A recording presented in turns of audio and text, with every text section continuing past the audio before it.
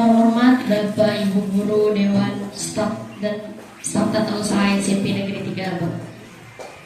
Alhamdulillahirrahmanirrahim. Segala puji hanya milik Allah Subhanahu wa Ta'ala yang telah memberikan kita rahmat dan ridho sehingga kita bisa berkumpul di ruangan kelas 94 ini untuk mengikuti acara penyampaian materi diseminasi budaya positif oleh Bapak Khairil Amra SPDGM. Selanjutnya sholawat beserta salam semoga selalu tercurahkan kepada junjungan kita Nabi besar kita Nabi Muhammad SAW, karena berkat beliau kita bisa merasakan zaman yang terlalu dinamis seperti sekarang ini. Baiklah, saya akan menyampaikan susunan acara pada hari ini. Yang pertama yaitu pembukaan, kedua kata sambutan, yang ketiga penyampaian materi, keempat tanya jawab, dan yang kelima penutup. Baiklah, kita langsung saja masuk ke acara yang pertama yaitu pembukaan. Marilah kita bersama-sama membuka acara pada hari ini dengan melafazkan lafaz basmalah. Bismillahirrahmanirrahim. Selanjutnya kata sambutan. Kata sambutan yang pertama dari Kepala Sekolah Kepala SMP Negeri 3 Lebak, Bapak Muhammad Dalian PMPD. Kepada beliau waktu dan tempat kami persilakan. Assalamualaikum warahmatullahi wabarakatuh. Yang terhormat Bapak Ibu Wakaf, Bapak Ibu Guru, dan juga Bapak Ibu Staf SMP Negeri 3 Lebak.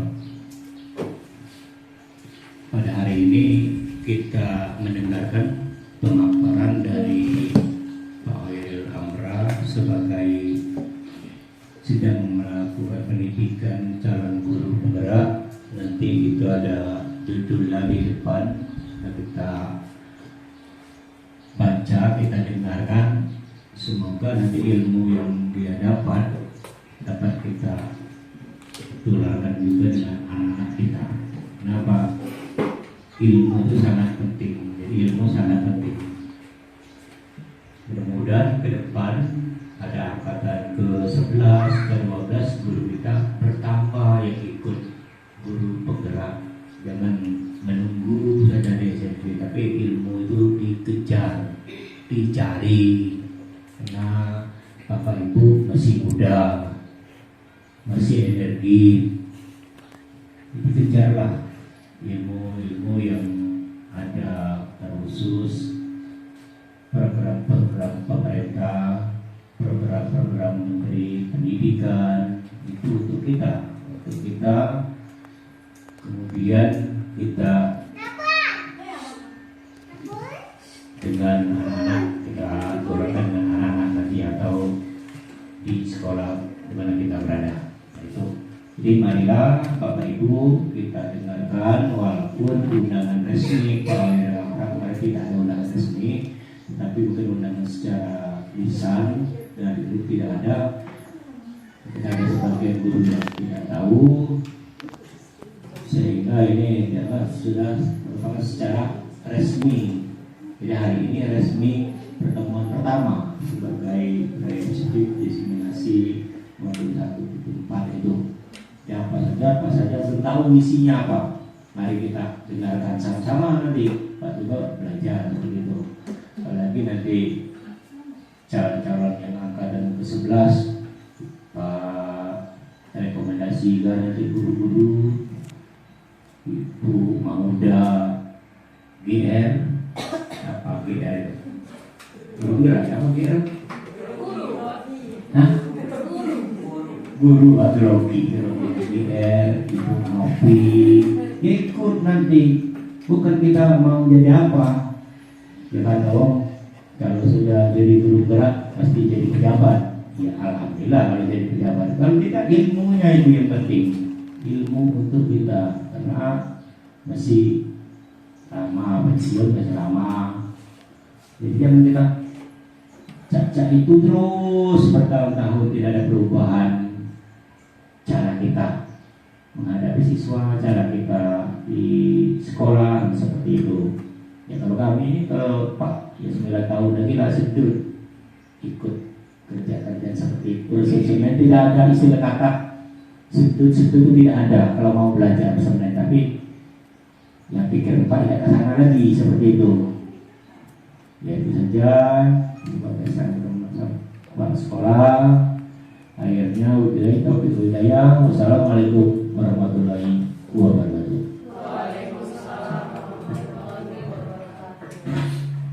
Terima kasih kepada Bapak Muhammad Dahlan PPD atas kata sambutannya. Kita selanjutnya memasuki penyampaian materi tentang diseminasi modul 1.4 budaya positif oleh Bapak Khairil Amrah SPDGR. Kepada Bapak Khairil Amrah SPDGR, waktu dan tempat kami persilakan. Assalamualaikum warahmatullahi wabarakatuh. Kurang semangat ya. Assalamualaikum warahmatullahi wabarakatuh.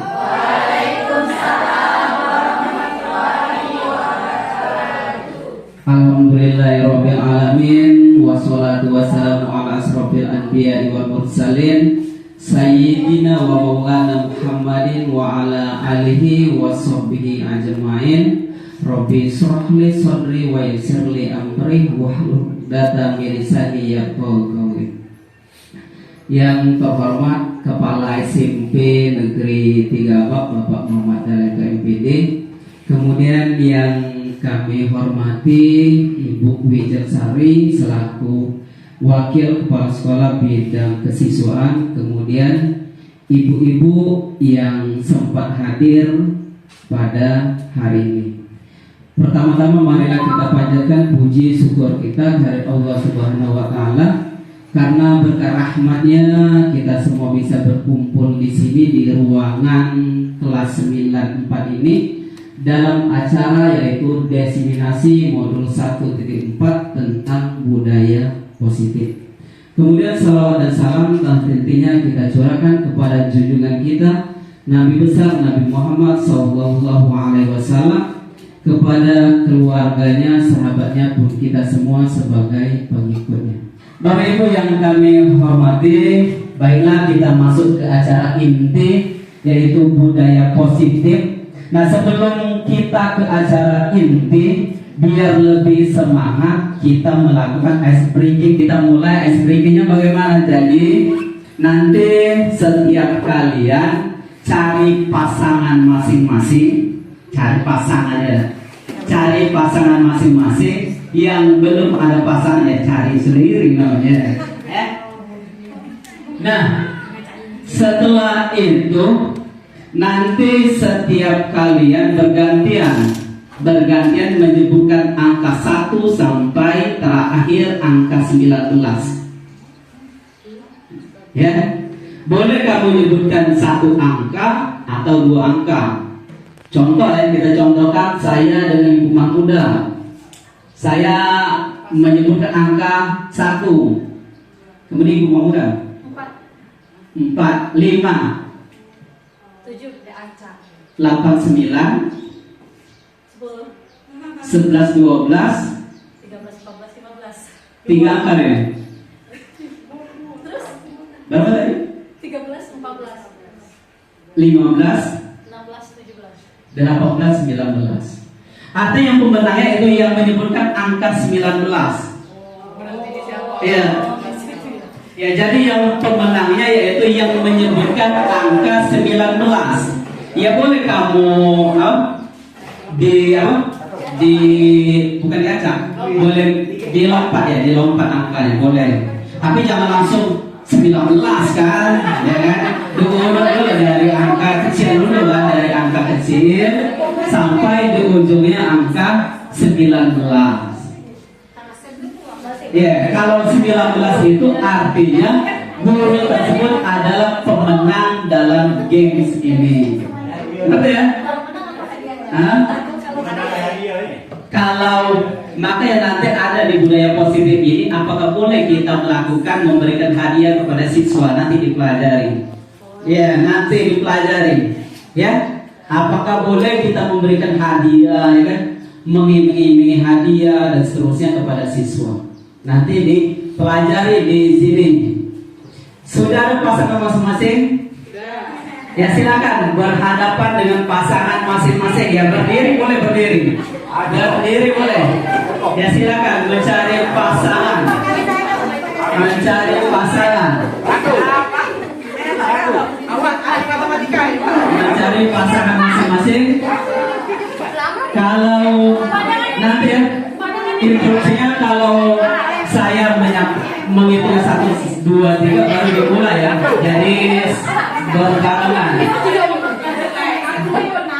Silakan menghadap ke pasangannya masing-masing sudah.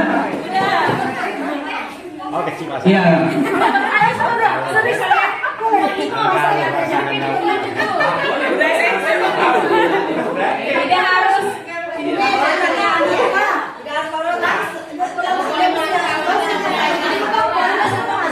Dua angka ya, 2 angka. Ya biar lebih ini dimulai dari angka 1 ya. 1, 2. Tidak usah melompat ya, tidak usah. Ya, tidak usah melompat. Maksimal berapa angka boleh disebutkan? 2 angka. Tidak usah melompat ya. Jadi 1, 2, kemudian 3 dan seterusnya sampai 19 ya. Biar lebih mudah. Silakan. Ya selamat datang kepada Ibu Nurul Yulianti SBD EGR di ruangan 94 ini ya. Ya silakan. Silakan sudah menghadap ke pasangan masing-masing. Hitungan ketiga ya silakan. 1. Ya silakan. Baru. Usit ya. Silakan usit. Nah yang menang yang dulu ya. Sudah? Sudah? Ya, hitungan 1 sampai 3 ya. 1, 2, 3, silakan.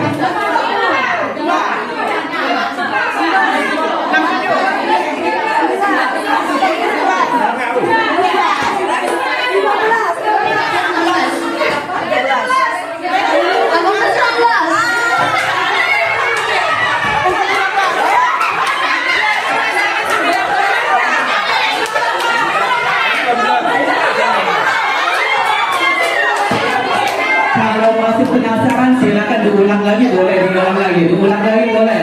Kalau masih merasa belum puas ya silakan diulang lagi boleh. Hitungan ketiga ya. 1, 2, 3 silakan. Ya, diulang lagi. Dimulai dari usia dulu ya.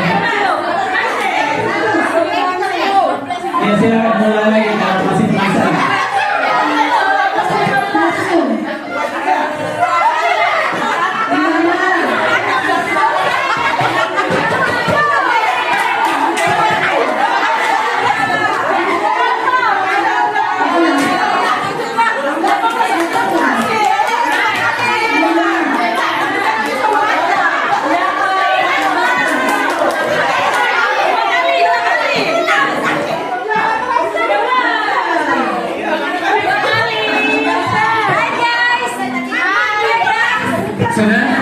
Sudah selesai. Sudah tahu pemenangnya siapa? Pemenangnya sudah tahu. Atau masih ada yang seimbang? Ada. Yang kalah satu-satu kali ya. Ayo udah dibawa. Ya silakan.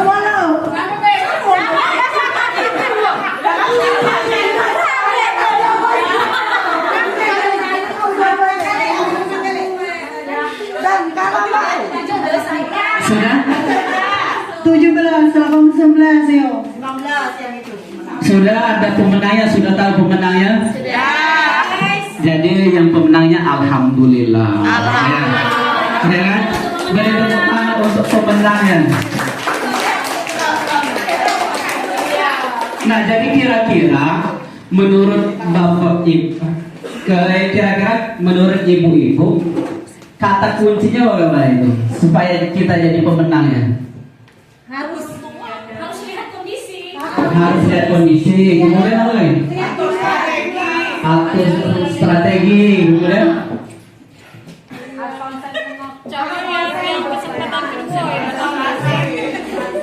harus konsentrasi. Kemudian apa lagi?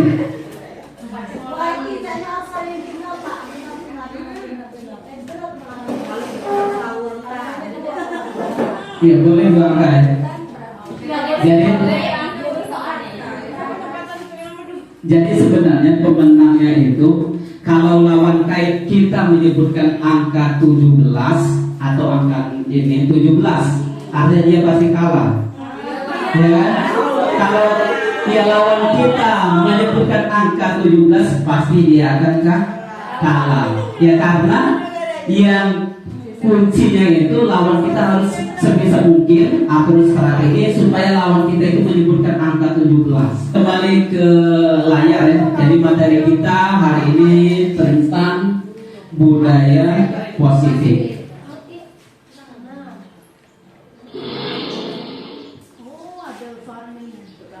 Nah, coba lakukan. Silakan dibaca ya. Jadi di sini kegiatannya sama, kalian saling mencari teman lagi. Kemudian masing-masing kamu bergiliran mengepal tangannya, mengepal tangan. Kemudian yang kawan kamu, yang pasangan kamu, sebisa mungkin bagaimana caranya, apa dia menghardik, ya tidak boleh tapi sebenarnya kan, apa dia membujuk, ya kan, apa dia mengiming-imingkan apa? Hadiah sebenarnya mungkin tidak boleh sebenarnya kan. Ya pokoknya intinya sebisa mungkin bagaimana kawan kamu itu membuka genggamannya. Nah yang lain juga, yang kawan kamu juga sebisa mungkin kalau menurut kamu memang ingin dia buka, ya silakan buka. Kalau kamu tidak mau buka, ya silakan tidak dibuka. Setelah itu giliran lagi kawan kamu juga yang menggenggam tangan. Ngerti? Paham? Paham? Ya silakan berhadapan lagi loh. Berhadapan kembali. Berhadapan kembali, yang tidak ada kawan ya cari kawan lah.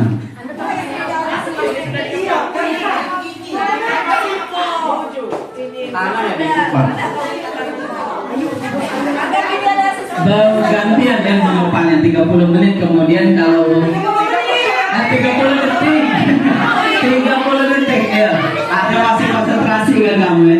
30 detik ya, silakan bergantian nanti. Iya boleh ya boleh.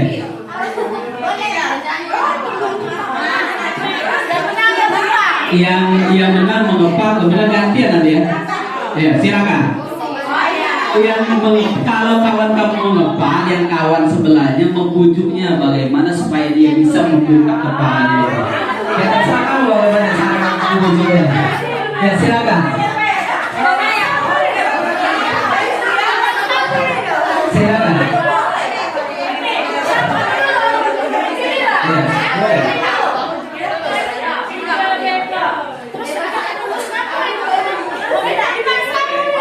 Ya boleh dipaksa boleh, ya kan? Boleh, intimidasi boleh, ya. Dimarahi, digoda, dikritik, ya boleh terserah. Yang penting dia bisa membuka, sebisa mungkin membukanya.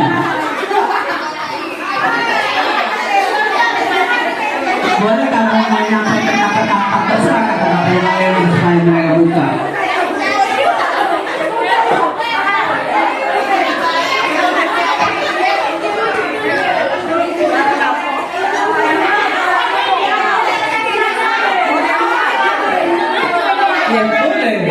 Ya boleh menyampaikan kata-kata ini mungkin ya, berarti dikelilingi ya boleh.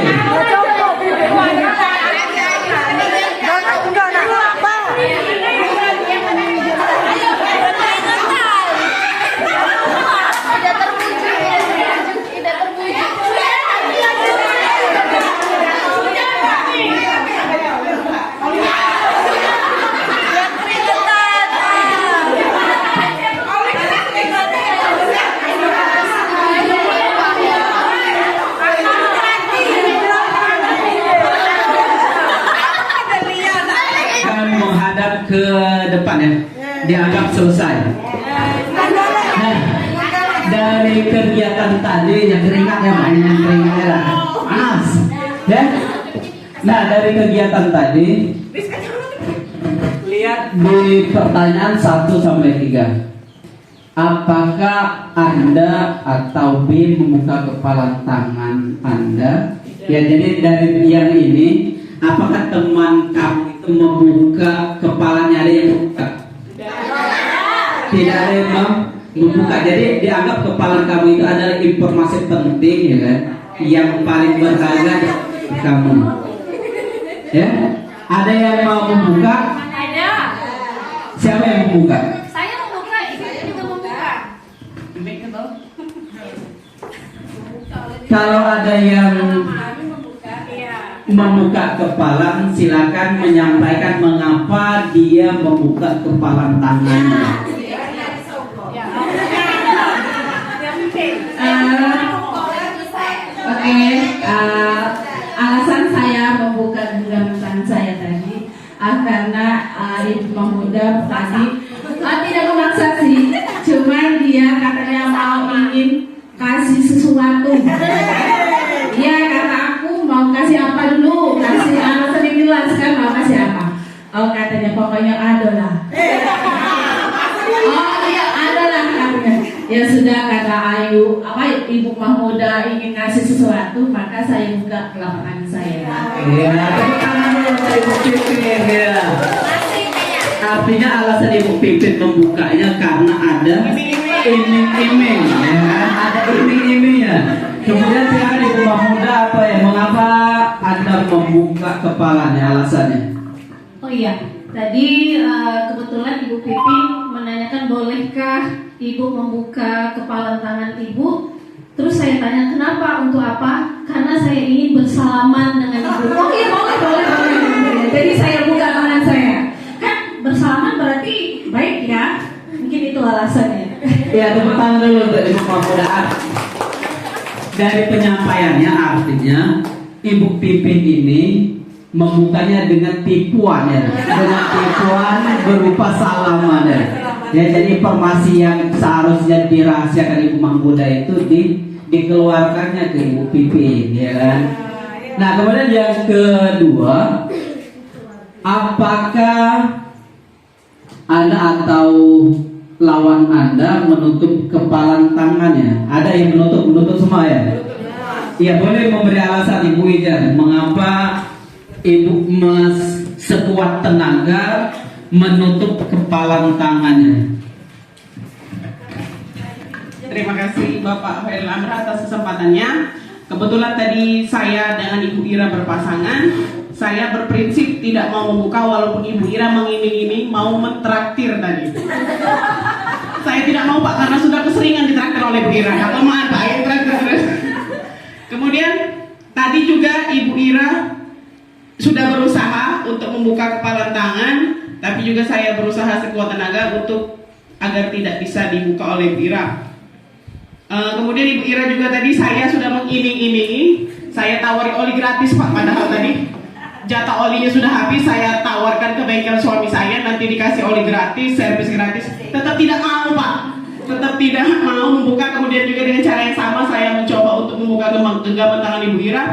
Ibu Ira juga tidak mau membuka, sepertinya dendam Pak, jadi sama biasa itu sama, jadi tidak ada yang dibuka. Itu saja mungkin Pak, terima kasih.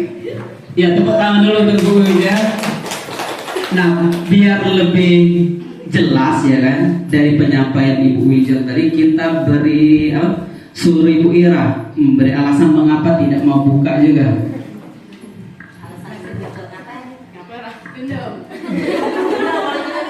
Ya, terima kasih atas kesempatannya Pak Boy. Untuk tadi pertama kali yang genggam tangan karena kita usir itu, jadi yang menang itu Bu Wijel. Jadi dia dulu yang genggam tangan. Jadi saya ini iming-imingi, yuk buka kepala tangannya, saya traktir kata saya. Traktir apa? Tadi dia.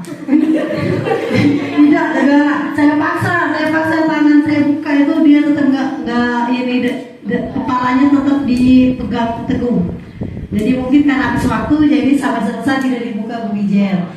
Dan untuk saya juga, kenapa saya tidak membuka kepala tangan? Dia juga memaksa saya, katanya oli gratis dan bagaimana? Mungkin jawabannya karena dia tidak, saya tidak mau juga, saya berpegang teguh. Saya tidak ingin juga membuka kepala tangan walaupun diberi iming-iming oli gratis. Iya, tepuk tangan dulu untuk Ibu Ira. Iya, terima kasih atas pemberian alasannya Bu Wijel. Ibu Ira mengapa menutup sekuat tenaga kepala tangan. Nah, jadi sebenarnya Ibu-ibu, jadi ketika kita memiliki rahasia, ya kan, yang penting menurut kita kadang menceritakannya, mengungkapkannya kepada orang lain, kadang juga tidak mengungkapkannya. Mengapa? Ya sesuai dengan pertanyaan nomor 3. Jadi siapa, ya pertanyaannya, dalam kegiatan ini sesungguhnya siapa yang memegang kendali atau kontrol untuk membuka atau menutup kepalan tangan? Kira-kira siapa dari pertanyaan nomor 3 ini? Diri sendiri. Artinya Bapak Ibu, artinya dari percobaan ini sebenarnya ketika kita berhadapan dengan siswa, ya kan, mengontrol siswa itu mereka sendiri, bukan kita yang mengontrolnya, ya kan? Karena mau berubah tidaknya siswanya, ya kembali ke diri sendiri, ya. Makanya di sini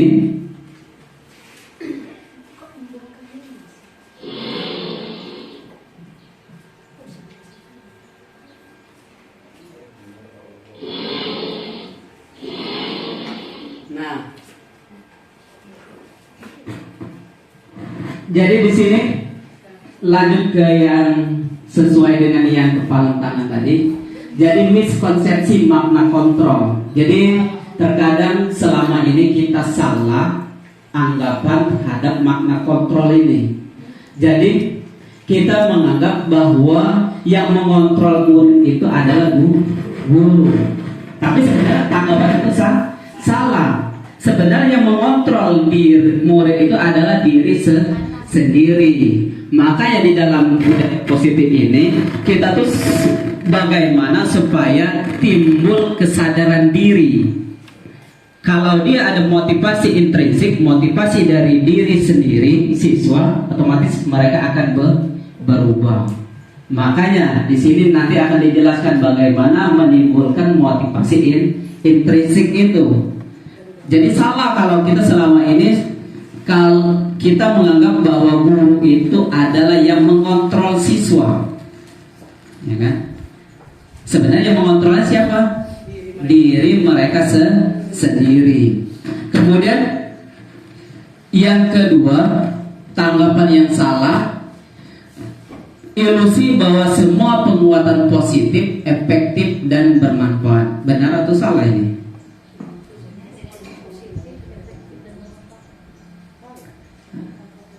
Ya sebenarnya yang ini salah. Sebenarnya ini adalah tanggapan yang salah.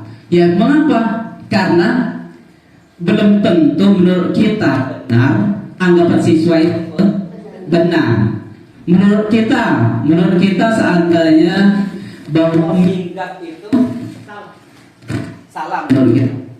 Tapi kalau mereka merasa itu adalah benar, mereka ingin memenuhi kebutuhan dasar mereka, artinya mereka merasa benar. Balik lagi ke siswa tadi yang mengontrol, yaitu siswa.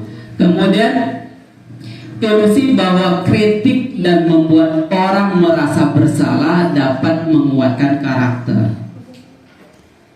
Benar tidak menurut kita bahwa kalau kita mengkritik siswa, ya kan, menganggap bahwa siswa itu salah dapat menguatkan karakter. Seandainya hari ini ada siswa yang nyontek, ya kan? Ada siswa yang menyontek, kemudian kita panggil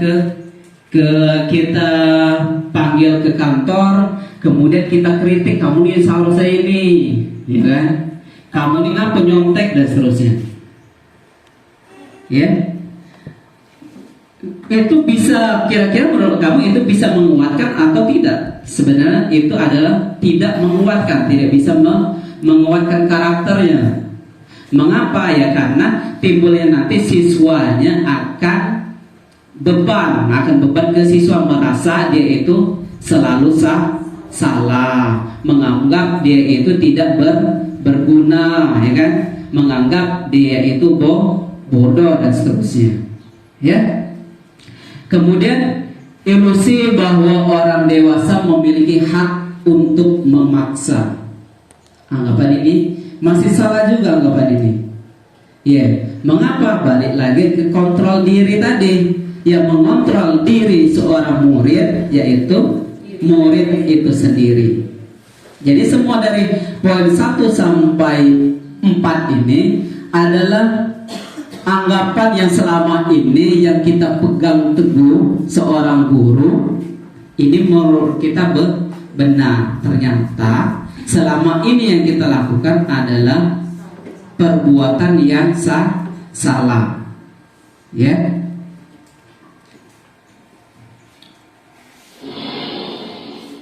Nah, jadi tujuan kita biasa menghukum siswa, ya kan? Kemudian memberi memanggil orang tua siswa, ya kan? Tujuannya supaya siswa itu timbul kesadarannya, kemudian siswa tersebut melakukan disiplin dirinya, ya. Nah, kita sebelum langsung ke modul ke slide yang selanjutnya, kita harus tahu dulu makna dari disiplin positif, ya. Yang pertama, disiplin positif berasal dari bahasa Latin disiplina, yang artinya belajar. Kata disiplina juga berasal dari akar kata yang sama dengan disiplin atau murid atau pengikut. Ya, untuk menjadi seorang murid atau pengikut, seseorang harus paham betul alasan mengapa mereka mengikuti suatu aliran atau ajaran tertentu, sehingga motivasi yang terbangun adalah motivasi intrinsik, bukan ekstrinsik. Jadi, di sini bahwa makna disiplin positif itu artinya siswa itu melakukan hal-hal yang baik karena dia ada motivasi intrinsik, menurut mereka benar. Motivasi intrinsik itu apa? Artinya mereka itu melakukan penyadaran diri untuk berlaku baik ya karena timbul dari kesadaran diri sendiri, bukan dari orang lain yang mengontrol mereka. Ya, sesuai dengan makna disiplin yang disampaikan oleh Diana Gosen. Nah, Diana juga menyatakan bahwa arti asli dari kata disiplin ini juga berkonotasi dengan disiplin diri.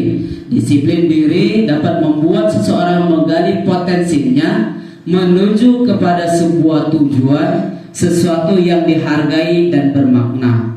Dengan kata lain, disiplin diri juga mempelajari bagaimana cara kita mengontrol diri dan bagaimana menguasai diri untuk memilih tindakan yang mengacu pada nilai-nilai yang kita hargai. Ya, nah jadi di sini disiplin ini sesuai dengan yang pendapat Diana lagi. Jadi disiplin itu artinya siswa itu yang mengontrol dirinya sendiri. Siswa itu yang mengontrol dirinya sendiri. Jadi mereka melakukan tindakan ya karena menurut mereka itu adalah benar, nilai-nilai yang mereka anggap itu benar atau baik. Jadi balik lagi, jadi disiplin itu artinya siswanya melakukan kesadaran sendiri.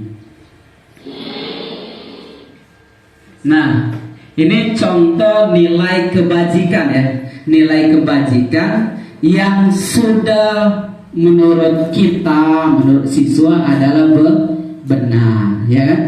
Nilai kebajikan adalah sifat-sifat positif manusia yang merupakan tujuan mulia yang ingin dicapai setiap individu. Ini contoh ya. Ini ada contoh nilai kebajikan. Ini apa? Kira-kira? profil pelajar Pancasila. Ya, jadi semua orang tahu bahwa bergotong royong itu adalah tujuan mulia, tujuan yang baik. Kreatif itu baik, kemudian bernalar kritis itu sangat baik, kemudian beriman itu sangat cocok untuk diterapkan. Ya, ini adalah contoh nilai-nilai kebajikan.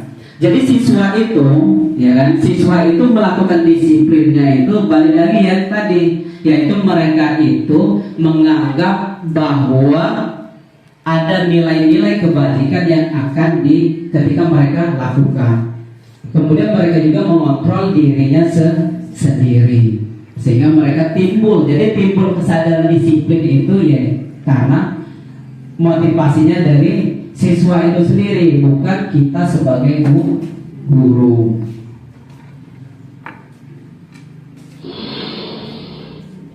Silakan, karena kita terlalu mungkin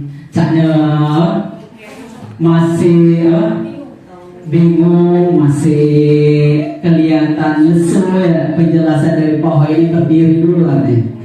Berdiri, silakan berdiri. Silakan berdiri. Agak jangan berdekatan ya, karena di sini ada gerakan nanti. Ya, silakan berdiri. Ya, kita melakukan peregangan ya, peregang tangan dulu, tangan, kaki. Ya. Nah,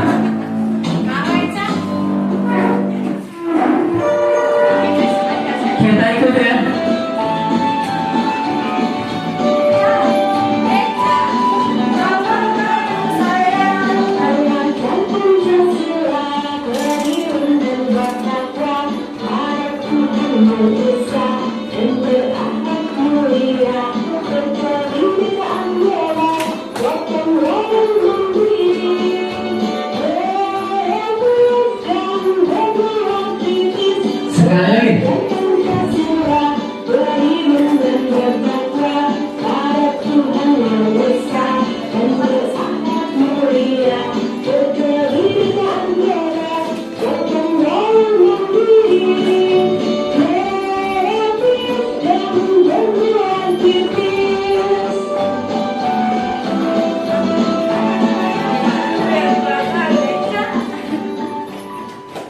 Ya, tepuk tangan dulu.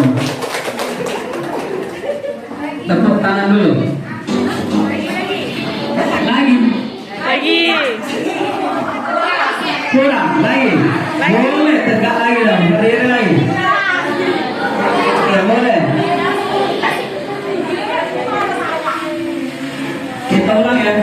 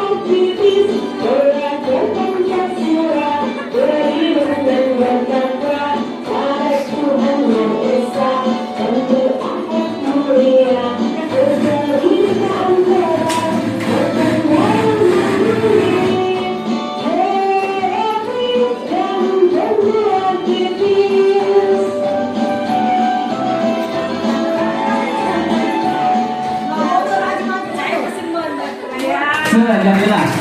Biar tepuk tangan dulu untuk kita semua. Jadi Ibu Ira ketika tadi kan itu pelajar Pancasila ya, profil pelajar Pancasila tadi, gerakan pelajar Pancasila. Jangan membayangkan kamu itu tiktokan ya, kalian mau ke tiktokan ya ini, ya, iya kan? Kalian kamu bayangkan bahwa di depan Ibu Rizka itu ya. Iya, kamera TikTok kan. Kalian membayang TikTok kan? Bukan TikTok kan ya. Nah, kemudian teori motivasi, kita masuk ke teori motivasi. Sebelum kita ke teori motivasi, kita ice breaking lagi, Mayu. Ya. Ice breakingnya tepuk tangan ya. Silakan berdiri lagi. Disuruh berdiri dulu ya. Berdiri lagi. Mau katanya oke atau yes atau semangat kira-kira. Jadi begini ya. Jadi ketika saya menyampaikan tepuk satu kali, Pak. Yes. Yes atau? Yes. Boleh. Tanya.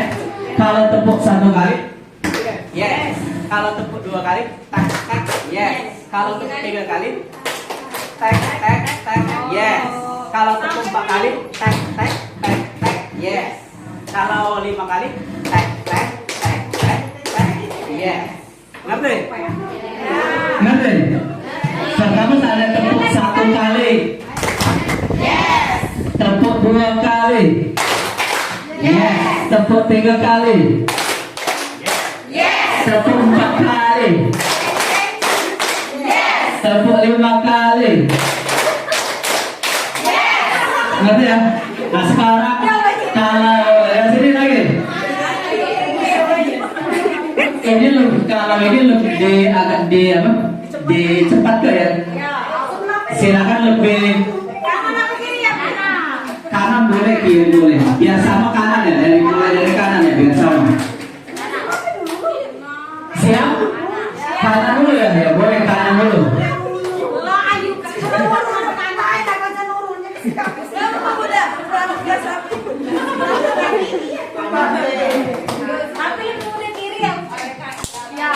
Boleh kanan dulu, boleh.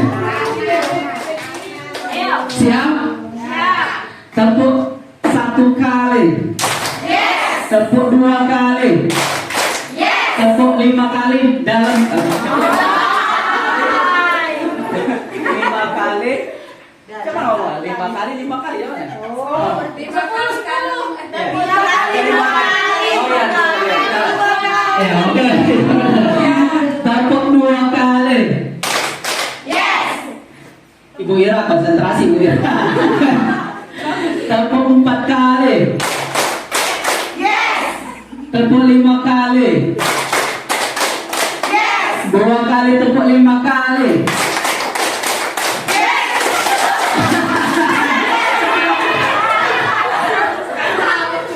Kacau ketika diulangi kedua kali kan kacau ya, karena kurang konsentrasi. Kita ulangi lagi ya.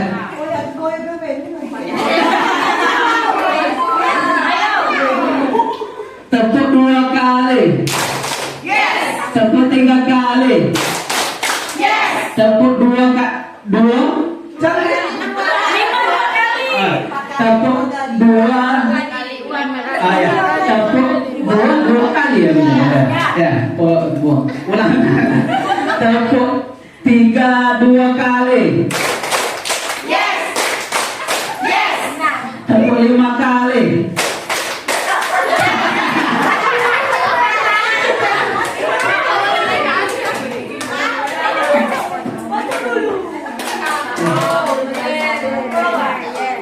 sekali lagi ya, tepuk 5 kali, Yes.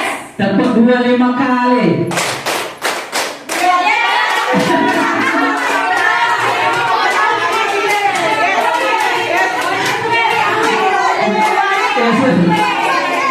Masih mau diulangi lagi?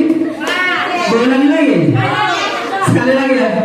Kalau sudah sekali lagi lah tak capek pula, keringat banyaknya nih. Tepuk 5 2 kali. Yes. Yes. Iya, terima kasih ya. Tepuk tangan untuk kita semua. Nah, jadi yang terakhir ini lebih kompak, lebih walaupun sebenarnya kurang ceria tapi lebih kompak ya. Kompak ya, karena bingung tadi jadi lama-lama tek tek tek tek ya kan? Pelan-pelan lah ya. Ya kan? Nah, lanjut ke materi. Materi selanjutnya tentang teori motivasi. story motivasi. Silakan dilihat di situ. Sama sebenarnya. Bila di sekolah Anda tidak ada peraturan yang mengharuskan guru datang tepat waktu dan tidak ada surat teguran bagi guru yang datang terlambat dan tidak ada atasan yang memuji Anda, apakah Anda akan tetap datang tepat waktu untuk mengajar murid-murid Anda atau tidak? Jelaskan alasannya. Jadi di situ artinya kita tidak ada aturan yang mengharuskan guru itu harus datangnya tepat waktu. Kemudian tidak ada surat teguran bagi guru yang datang terlambat, ya kan? Kemudian tidak ada atasan yang memuji Anda ketika kalian itu Anda itu tepat waktu datangnya. Apakah Anda akan tetap datang tepat waktu untuk mengajar murid-murid Anda atau tidak? Jelaskan alasannya. Di mana no sabi ngomong?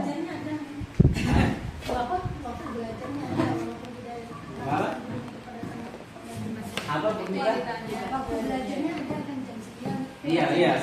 Ya jadwalnya ada jadwalnya. Silakan ada yang mau berpendapat apakah akan datang terlambat, apakah akan tetap datang tepat waktu, ya kan, walaupun tidak dipuji atasan. Silakan yang mau memberikan komentar. Silakan yang mau memberi komentar. Mic itu kasihan tidak bergerak-gerak. Silakan yang mau mencoba menjawab. Ya silakan Ibu Mita. Assalamualaikum warahmatullahi wabarakatuh. Waalaikumsalam warahmatullahi wabarakatuh. Ini menurut pribadi saya. Mau bohong atau jujur sih? Ya jujur. Boleh, satu boleh jujur. Ya, gini ya. Ini saya sendiri. Menurut saya walaupun sekolah itu tidak ada keharusan guru mendatangkan waktu atau tidak, gitu kan. Kemudian tidak ada teguran juga dari atasan ataupun tidak ada pujian juga dari atasan. Tapi yang namanya sekolah kita punya aturan tetap, ya. Masih ada aturan dan kemudian kita punya waktu baik masuk ataupun pulangnya. Itu patokan kita sebagai guru. Kalau memang kita punya jiwa sebagai guru, kita tahu bahwasanya ada siswa yang menunggu kita, gitu kan. Ada siswa menunggu kita di jam tersebut. Kemudian kita tentunya sudah menjelaskan bahwa siswa ini juga harus datang jam sekian, gitu kan. Itu mungkin di situ ya. Kesadaran dan tanggung jawab, rasa kesadaran dan tanggung jawab itu mungkin. Terima kasih. Assalamualaikum warahmatullahi wabarakatuh. Waalaikumsalam warahmatullahi wabarakatuh. Artinya Ibu minta ini walaupun tidak ada aturan, ya kan, kepala sekolah tidak memarahi, tidak menegur, kalau terlambat dia akan masih datang tepat waktu karena dia tahu bahwa siswa menunggunya di dalam kelas. Ada yang lain mungkin? Mungkin ada yang mau terlambat, oh? Tidak ada aturan.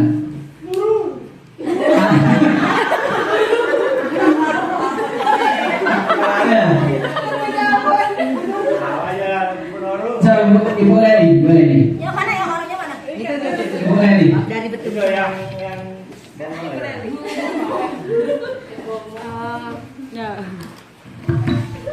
Menurut saya apa ya, itu kan adalah kewajiban kita sebagai seorang guru.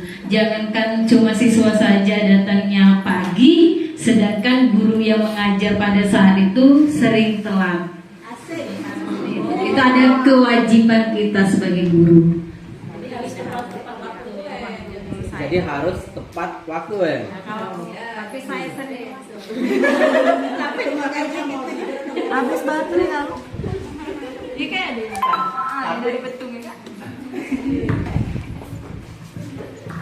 Cek. Ibu Leli itu jawaban sesuai isi hati, sesuai keadaan, atau jawaban yang paling benar tapi tidak sesuai dengan isi hati? Karena merasa ada kewajiban di dalamnya, jadi kan tidak ada aturan. Ya, tapi kan kewajiban dari sekolah, dari mana siswanya datang pagi, sedangkan gurunya. Oh iya, tepuk tangan dulu Leli ya. Jadi ini kaitan dengan teori motivasi ya. Mengapa kita datang terlambat? Tidak ada aturan. Mengapa saya datangnya tepat waktu walaupun tidak ada aturan ya? Karena saya merasa bahwa murid atau siswa menunggu saya di kelas. Artinya ada motivasi ya kan? Ada motivasi yang muncul di dalam diri kita. Artinya kalau mendengar dari penyampaian Ibu Minta, kemudian Ibu Leli, artinya motivasi yang timbul itu artinya bukan motivasi ekstrinsik dari luar, tapi motivasi intrinsik. Artinya motivasi yang timbul dari kesadaran diri sendiri. Ya. Jadi dia datang ya karena dia sadar, oh siswa menunggu saya di kelas. Oh siswa pasti kalau saya belum datang akan ribut di dalam kelas. Artinya motivasinya intrinsik bukan ekstrinsik. Nah, Bapak Ibu, sebenarnya untuk membudayakan budaya positif di sekolah, sebisa mungkin kita itu menimbulkan motivasi intrinsik tadi. Apakah kita sebagai guru ataupun siswa sebagai siswa. Ya. Jadi kalau sudah ada motivasi intrinsik, maka sekolah di sini SMP ini tidak ada lagi siswa yang telat. Karena motivasi intrinsik, karena dia sadar, oh sekolah ini kalau siswa saya ada jam pertama, pasti siswa menunggu saya. Jadi sebisa mungkin untuk bangunnya lebih pagi, masaknya kalau ibu-ibu masaknya lebih cepat, mandinya lebih cepat dan seterusnya, supaya datang ke sekolah lonceng belum berbunyi, ibu-ibu sudah di dalam kantor.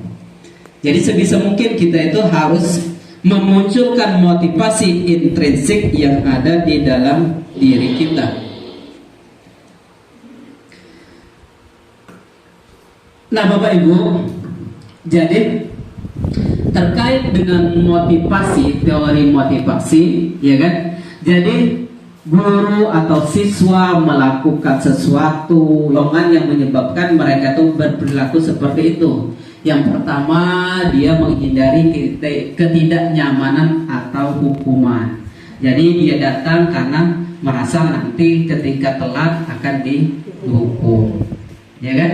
Kemudian mendapatkan imbalan atau penghargaan dari orang lain. Jadi kalau dia berprestasi, dia tahu Ibu Ira sebagai wali kelasnya akan memberikan hadiah, ya kan? Ibu Tias ketika anaknya di kelasnya 74 ada yang nilai informatikanya 100 akan diberikan hadiah. Jadi karena dia mengharapkan imbalan. Kemudian ada juga yang motivasinya menjadi orang yang mereka inginkan dan menghargai diri sendiri dengan nilai-nilai yang mereka percaya. Ya. Nah, dari 3 motivasi ini Bapak Ibu, yang 1, 2 ini masih motivasi ekstrinsik. Ya kan? Mengapa dia berperilaku itu? Ya karena takut dihukum. Mengapa dia belajar giat? Ya karena mengharapkan imbalan.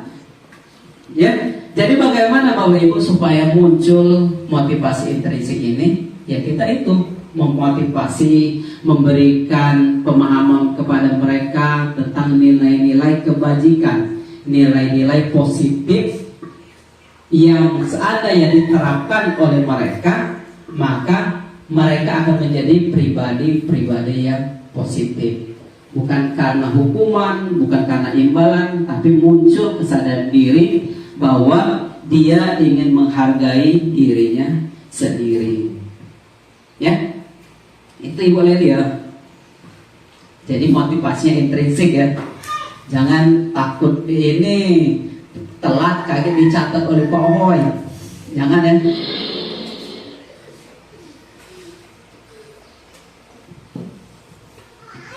Perhatikan kasus di bawah ini. Ia kurang menguasai pelajaran matematika sehingga pada saat pelajaran tersebut berlangsung, dia lebih banyak berdiam diri atau menggambar di buku pelajarannya. Pada saat guru matematikanya, Pak Seno, menanyakan pertanyaan, ia menjadi gugup dan tak sengaja menjatuhkan tasnya dari kursi, serta tiba-tiba menjadi gagap pada saat berupaya menjawab. Seluruh kelas pun tertawa melihat perilaku ia yang bicara tergagap dan terkejut tersebut. Pak Seno pada saat itu membiarkan teman-temannya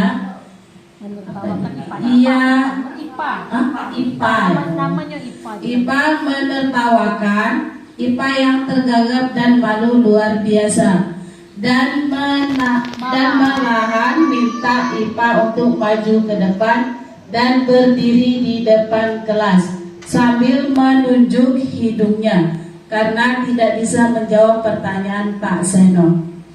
Kelas makin gaduh dan anak-anak pun tertawa melihat IPA di depan kelas memegang ujung hidungnya. Nah, jadi di situ ada kasus ya. Ada kasus seorang siswa ya kan. Seorang siswa bernama IPA yang kurang menguasai pelajaran matematika. Sehingga pada saat pelajaran tersebut dia lebih banyak berdiam diri, kemudian menggambar di buku pelajarannya. Pada saat guru matematikanya Pak Seno, bukan Pak ini ya, bukan guru, artinya bukan guru di SMP ini, namanya Pak Seno ya, menanyakan pertanyaan IPA menjadi gugup dan tak sengaja menjatuhkan tasnya dari kursi, serta tiba-tiba menjadi gagap pada saat berupaya menjawab. Seluruh kelas pun tertawa melihat perilaku IPA yang bicara tergagap dan terkejut tersebut. Pak Seno pada saat itu membiarkan teman-teman IPA menertawakan IPA yang tergagap dan malu luar biasa, dan malahan meminta IPA untuk maju ke depan dan berdiri di depan kelas sambil menunjuk hidungnya karena tidak bisa menjawab pertanyaan Pak Seno. Kelas makin gaduh dan anak-anak pun tertawa melihat IPA di depan kelas memegang ujung hidungnya. Kira-kira dari kasus ini ada yang sama? Yang sama mungkin, oh aku itu pula ternyata. Ada tidak?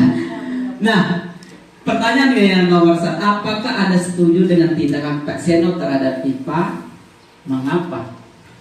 Ada yang bisa membantu menjawab?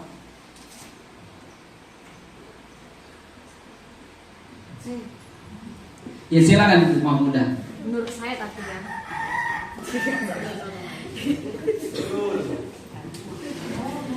Ya, jadi dari kasus ini ada pertanyaan, apakah Anda setuju dengan tindakan Pak Seno terhadap IPA? Mengapa? Kalau menurut saya tidak setuju dengan tindakan Pak Seno terhadap IPA. Mengapa? Karena itu membuat IPA merasa malu di depan teman-temannya. Mungkin dia trauma, mungkin nanti pelajaran ini nanti saya kena seperti itu lagi, terus jadi mungkin malunya bukan hanya hari itu saja, mungkin saya kira mungkin seterusnya dia akan malu dan akan teringat terus perlakuan tersebut oleh IPA, sehingga membuat mungkin dia bisa membuat malas jadi belajar matematika, terus tidak bersemangat dalam pelajaran matematika. Mungkin seperti itu menurut saya. Terima kasih. tangannya ini ya. Tepuk tangan lebih puas. Ada yang lain? Mungkin ada yang mau memberikan jawaban. Ibu Irma jawab, Ibu Irma. Memberi tanggapan ya Ibu Irma. Kalau tanggapan dari saya Pak, sama seperti Bapak Mudadani, itu akan membuat siswa tersebut merasa dibully Pak pada saat pelajaran matematika, dan membuat dia tidak percaya diri untuk masuk ke dalam kelas lagi. Ini bisa jawab. Ya,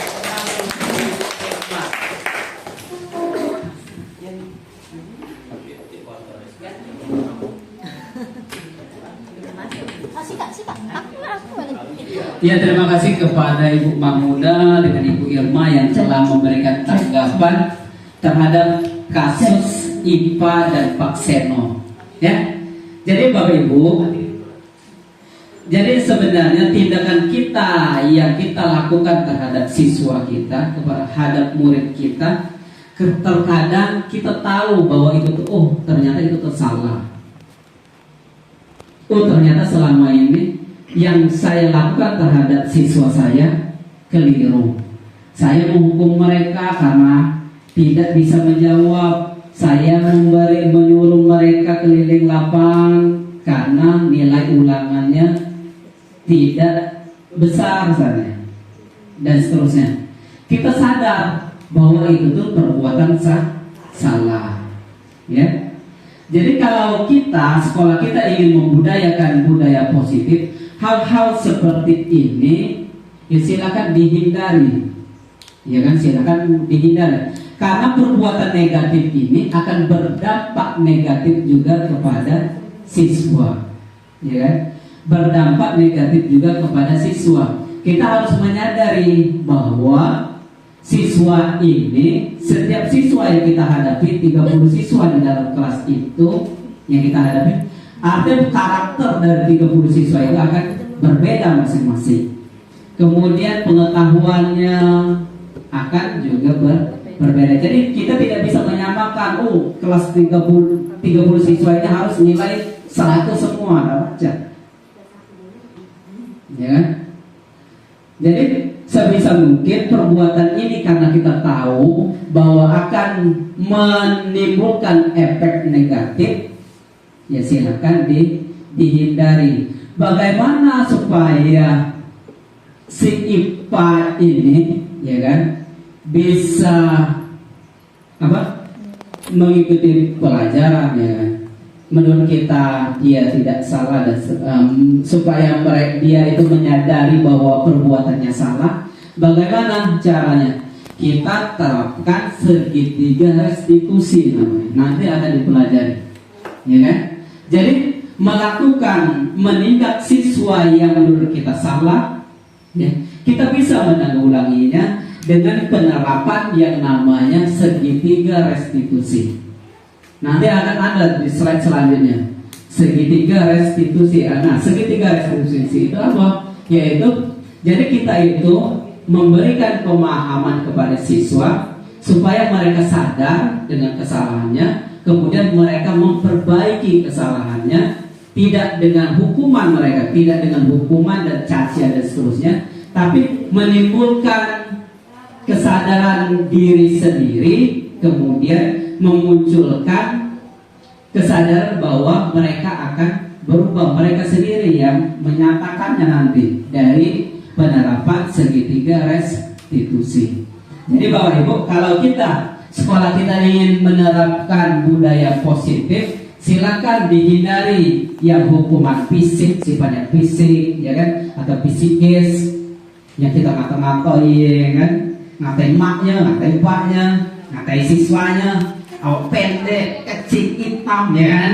Ya kan? Ya kan? Ya kita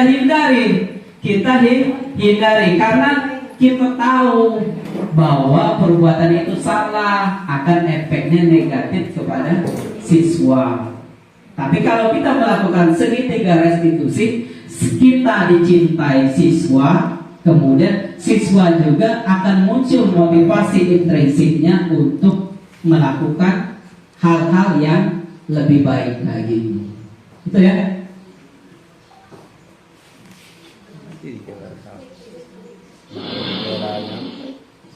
Nah,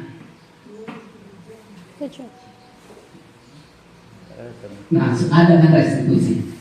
Nah, jadi dalam kegiatan kita berhadapan dengan siswa, Bapak Ibu, ya, kita dihadapkan dengan 2-3 pola, ya kan? 3 pola bagaimana kita menghadapi siswa yang menurut kita salah. Mungkin kita dengan hukuman, konsekuensi, dan restitusi. Kalau hukuman itu apa? Hukuman itu biasanya tidak terencana atau tiba-tiba anak atau murid tidak tahu apa yang akan terjadi dan tidak dilibatkan, hukum bersatu arah dari pihak guru yang memberikan, dan murid hanya menerima suatu hukuman tanpa ada suatu kesepakatan dan seterusnya. Jadi Bapak Ibu, jadi terkadang hukuman yang kita lakukan terhadap siswa, ya kan, tidak ada kesepakatan sebenarnya, tidak ada kesepakatan terhadap kita dengan siswa. Kita ketika siswanya tidak lulus KKM, kita disuruh keliling. Tidak ada kesepakatan sebelumnya, ya kan? Makanya dia sifatnya tidak terencana, ya. Nah, kembali lagi yang kasus IPA tadi, hukuman ini sangat tidak dianjurkan sebenarnya. Sangat tidak dianjurkan kita terapkan di sekolah kalau ingin sekolah ini budaya positifnya timbul. Hukuman ini jangan sampai kita terapkan sehari-hari di sekolah, ya. Karena apa? Ya karena efeknya kurang baik. Nah, kemudian konsekuensi itu ya kesepakatan, ya beda dengan hukuman. Sudah terencana, sudah disepakati, dibahas dan disetujui oleh murid dan guru dan seterusnya, ya. Tapi konsekuensi ini biasanya ujung-ujungnya balik lagi ke tindakan sifatnya fisik ataupun psikis, ya kan. Konsekuensi kalau kamu telat, ya kan, bayar duit kas 1.000, konsekuensinya kan. Kalau kamu minggu depan tidak piket, kamu disuruh membersihkan WC, konsekuensinya, ya. Nah, Bapak Ibu, sebenarnya hukuman dan konsekuensi ini kurang tepat, kurang baik diterapkan ketika kita menghadapi siswa yang bermasalah. Yang paling tepat itu yaitu menggunakan restitusi ini. Menggunakan restitusi.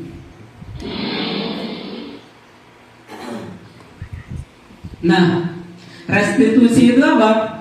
Restitusi adalah proses menciptakan kondisi bagi murid untuk memperbaiki kesalahan mereka sehingga mereka bisa kembali pada kelompok mereka dengan karakter yang lebih kuat.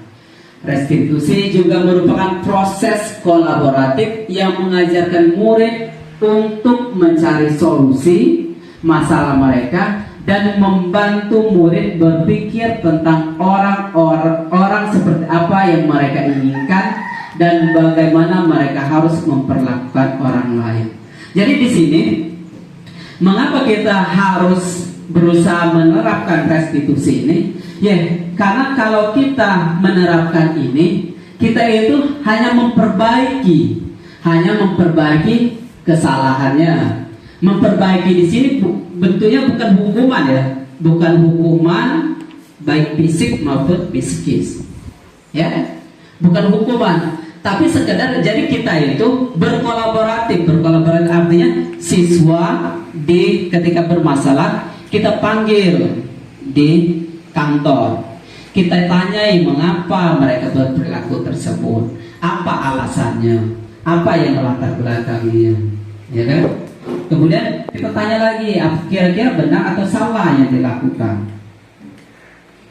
Kemudian tanya lagi apa yang seharusnya dilakukan, dan ujung-ujungnya jadi mereka itu dari kesalahan yang mereka lakukan, mereka sendiri memperbaikinya dari pertanyaan-pertanyaan yang kita ajukan. Jadi di sini siswa tidak merasa dihukum, tidak merasa disakiti, tapi merasa diperbaiki apa kesalahannya, sehingga timbulnya bahwa siswa tersebut karakternya semakin kuat. Jadi pemalas ya syukur-syukur nanti lebih rajin karena kita melakukan ini. Karena siswa sendiri nanti menjawab, kamu mengapa telat? Karena terlambat. Mengapa telat?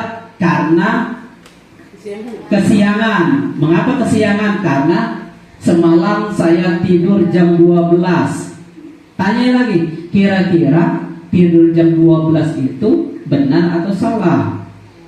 Ya kan? Jadi seharusnya bagaimana? Nanti dijawab mereka, nanti ujung-ujungnya dijawab mereka. Mereka menyadari sendiri kesalahannya.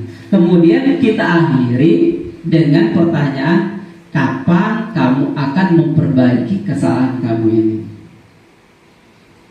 Besok Pak, bagaimana cara memperbaikinya? Nanti mereka, jadi kita ini sekedar menggali informasi kepada siswa, tapi dari pertanyaan-pertanyaan yang kita ajukan itu akan memperbaiki kesalahannya dengan kesadaran diri siswa, bukan kita yang menyuruhnya. Kayak besok jangan lagi telat, ya kan?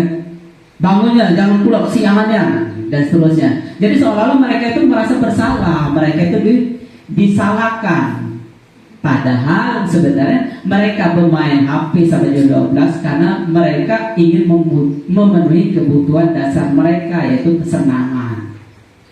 Ya boleh. Jadi kita itu ya boleh, kita tidak menyalahkan mereka untuk main HP.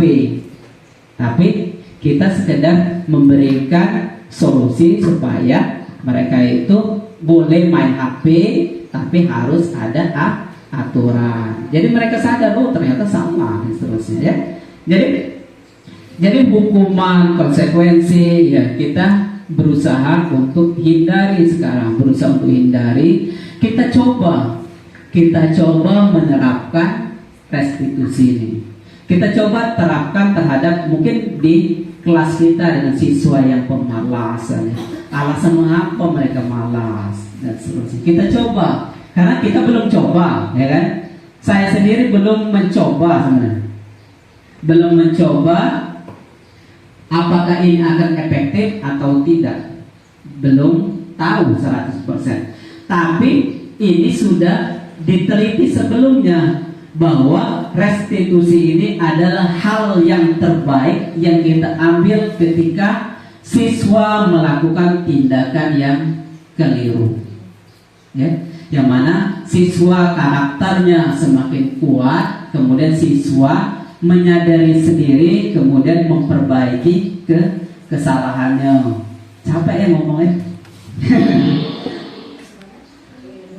Nah ini ya, ini perbedaan hukuman, konsekuensi, dan restitusi. Kita ke restitusi ya. Kalau hukuman siswanya tersakiti, kalau konsekuensi siswanya tidak nyaman. Tapi kalau restitusi, murid mendapatkan penguatan, ya. Oh salah nih. Jadi dia diberi penguatan dengan penerapan segitiga restitusi. Kemudian kalau hukuman siswanya pasif, ya kan, atau agresif meningkat. Kalau konsekuensi ya memang efektif, tapi dia jangkanya jangka pendek. Tapi kalau restitusi masalah terpecahkan. Masalah. Kemudian kalau yang hukuman sistem tidak berjalan bila murid tidak takut. Ya kalau kita melakukan hukuman seandainya kamu kalau telat besok dihukum. Tapi mereka kalau mereka tidak takut dengan hukuman itu masih baik telat. Ya kan? Itu kalau kekurangan dari hukuman. Kemudian kalau konsekuensi ya kita harus tiap hari memonitoring siswa. Siapa yang tidak hadir? Siapa yang telah hari ini? Kita tiap hari karena kita ke konsekuensi. Tapi kalau restitusi, siswa itu belajar tanggung jawab sendiri terhadap perilakunya sampai ke.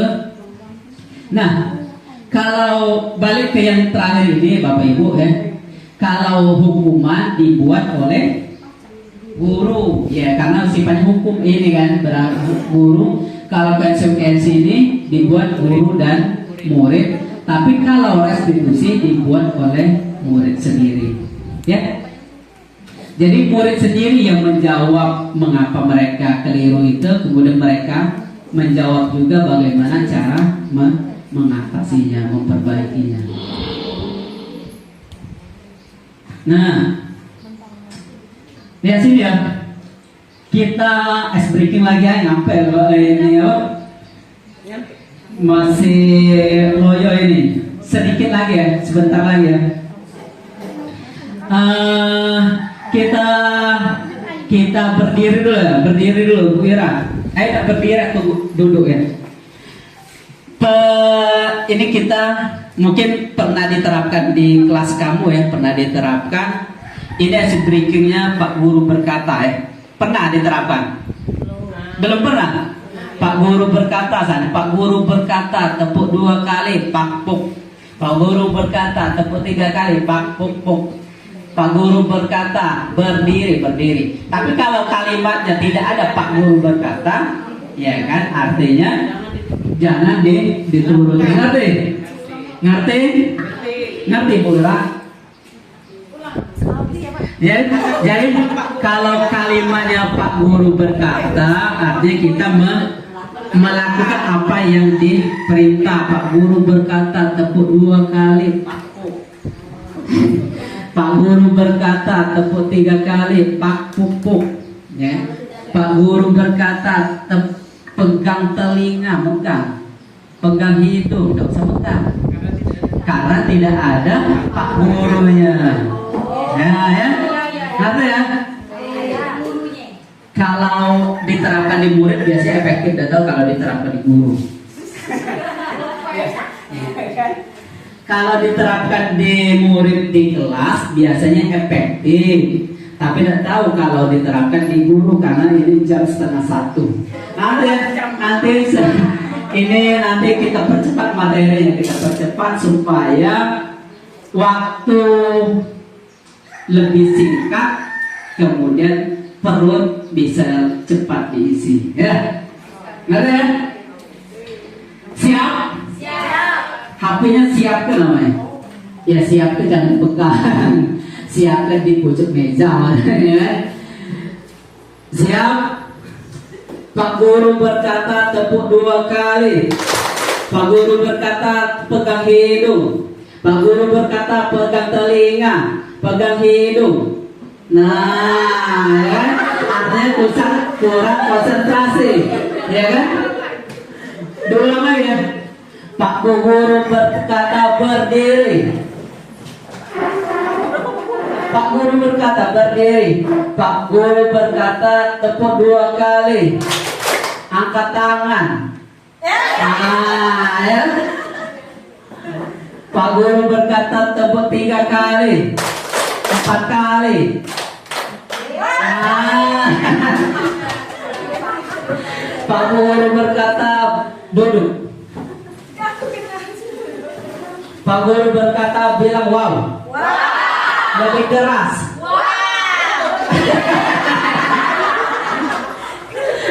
Kan tidak ada Pak Guru ya. Ya. Pak Guru berkata tepuk 2 kali. Pak Guru berkata tepuk 3 kali. Pak Guru berkata bilang wow. Bilang ya. Pak Guru berkata tepuk 2 kali. Pegang hidung. Ya sudah. Artinya masih mengapa kita lakukan itu ya, karena kita kurang konsentrasi ya. Bapak Ibu, Ibu-ibu. Jadi di sini ada pertanyaan. Mengapa keyakinan kelas, mengapa tidak peraturan kelas?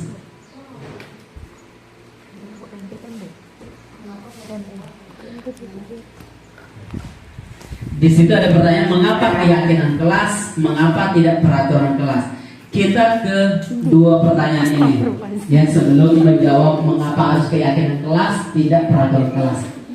Mengapa kita memiliki peraturan tentang penggunaan helm pada saat mengendarai kendaraan roda 2 atau motor? Kira-kira mengapa? Ketika kita pakai motor, kita itu harus pakai helm demi keselamatan di diri. Kita tahu bahwa pakai helm itu akan menyelamatkan diri kita sendiri, ya kan? Bukan karena ada polisi kan? Bukan karena ada polisi, bukan dari luar, karena kita sadar, oh supaya saya itu selamat. Nah, kemudian mengapa kita pakai masker dan mencuci tangan setiap hari padahal tidak ada aturan? Mengapa kita memilih peraturan tentang penggunaan masker dan mencuci tangan setiap saat? Menjaga kesehatan. Artinya dua pertanyaan ini kamu tahu jawabannya, ya kan? Kalian tahu jawabannya. Nah, di sini balik ke yang di atasnya. Mengapa bukan keyakinan kelas tapi peraturan kelas? Ya, selama ini kita kan menerapkan peraturan kelas. Datang harus ini, di kelas harus begini, ketika guru mengajar harus begini dan seterusnya. Mengapa bukan keyakinan kelas? Kalau di sini yang mengapa kita memakai helm? Karena kita tahu, kita yakin bahwa keselamatan itu penting. Jadi kita tahu bahwa nilai kebajikan untuk selamat itu, keselamatan diri sendiri itu penting. Kemudian mencuci tangan kita tahu bahwa itu sangat penting supaya kita sehat. Tahu kan, walaupun tidak ada aturan, walaupun ada aturan kita akan melakukannya. Nah, mengapa bukan keyakinan kelas tapi mengapa keyakinan kelas tapi mengapa keyakinan kelas, mengapa tidak peraturan kelas? Jadi Bapak Ibu, ya. Jadi di sini kita harus tahu bahwa peraturan kelas itu adalah aturan-aturan yang harus ditaati, ya kan? Yang harus ditaati oleh siswa kita di dalam kelas. Tapi kalau keyakinan kelas, ya kan? Keyakinan kelas bahwa siswa itu sadar sendiri bahwa oh ini salah, ya kan? Jadi walaupun tidak ada aturannya dia tahu, karena dia tahu bahwa nilai-nilai kebajikan tadi penting, sama seperti ini. Dia tahu bahwa sehat itu, keselamatan itu penting.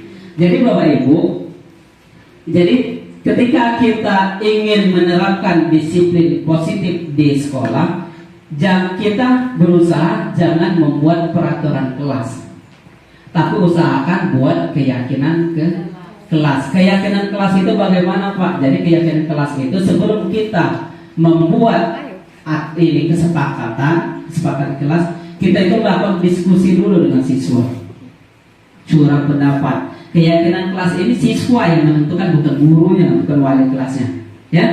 Jadi kita itu melakukan curang pendapat di dalam kelas, ya kan? Kira-kira apa kesepakatan yang akan dilakukan di kelas?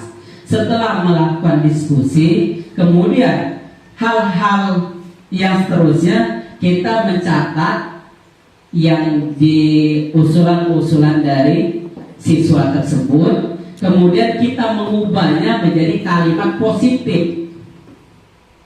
Kalau dia kalimatnya negatif, masih ujungnya ke peraturan kelas. Tapi kita mengubahnya menjadi kalimat positif. Jadi kalau seandainya tidak membuang sampah sembarangan, artinya itu seolah-olah itu aturan, padahal kita membuat keyakinan kelas. Bagaimana supaya kalimatnya diganti? Itu kan negatif, positifnya membuang sampah di tempatnya, ya kan? Jadi di situ dari kalimatnya itu saja, artinya mereka tuh dari keyakinan kelas ini akan timbul harapannya akan timbul kesadaran diri masing-masing bahwa membuang sampah sembarangan itu tidak sesuai dengan nilai-nilai kebajikan. Membuang sampah sembarangan itu tidak baik. Tapi kalau kalimatnya buang sampah di tempatnya, membuang sampah di tempat. Jadi seolah-olah mereka itu diajak untuk membuang sampah di tempatnya. Bukan kita itu mengatur mereka. Karena kita kembali lagi ke yang pertama, slide yang pertama tadi, bahwa mengontrol diri itu bukan siswa, bukan kita sebagai guru, tapi siswa sendiri, ya. Jadi harapannya Bapak Ibu nanti di semester depan, di tahun ajaran baru, kita ganti bukan lagi peraturan kelas, tapi keyakinan kelas. Keyakinan kelas ini digali dari pendapat-pendapat mereka, kemudian kita catat, kemudian yang pendapat itu kita buat menjadi kalimatnya kalimat positif, kemudian kita tempel, ya. Nah, jadi di sini mereka itu sendiri yang membuat kesepakatannya. Mereka sendiri yang membuat kesepakatannya, bukan kita sebagai wali kelas yang membuat aturannya, tapi mereka sendiri. Jadi mereka setiap yang mereka lakukan ya sesuai, karena artinya dia melanggar keyakinan kelas. Tujuannya apa ini Bapak Ibu? Tujuan keyakinan kelas ini balik lagi nanti penerapan segitiga restitusi tadi. Baliknya lagi keyakinan kelas ini baliknya ke penerapan segitiga restitusi. Ya kan kita tahu bahwa segitiga restitusi itu, ya, jadi siswa itu menyadari diri sendiri. Kemudian kita nanti di situ nanti ditanya kira-kira keyakinannya kalian itu melanggar keyakinan kelas yang bagian mana. Jadi kita kan keyakinan kelas tadi siswa yang membuatnya, bukan kita. Ya. Jadi ini keyakinan kelas ini tujuannya untuk penerapan segitiga restitusi. Ingat lagi, segitiga restitusi ini sifatnya yang positif tindakannya, bukan yang negatif. Makanya bukan peraturan kelas, tapi keyakinan kelas.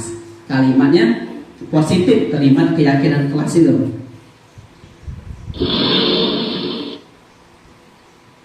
Nah, 5 kebutuhan dasar manusia.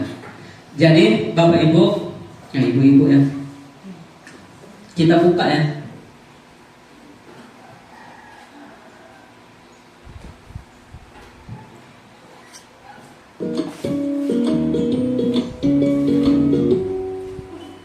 Salam dan bahagia Ibu dan Bapak guru hebat.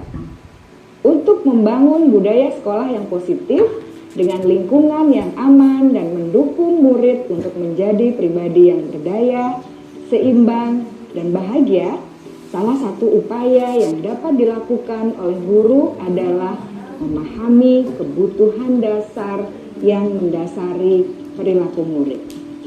Pada video kali ini, kita akan membahas tentang 5 kebutuhan dasar manusia.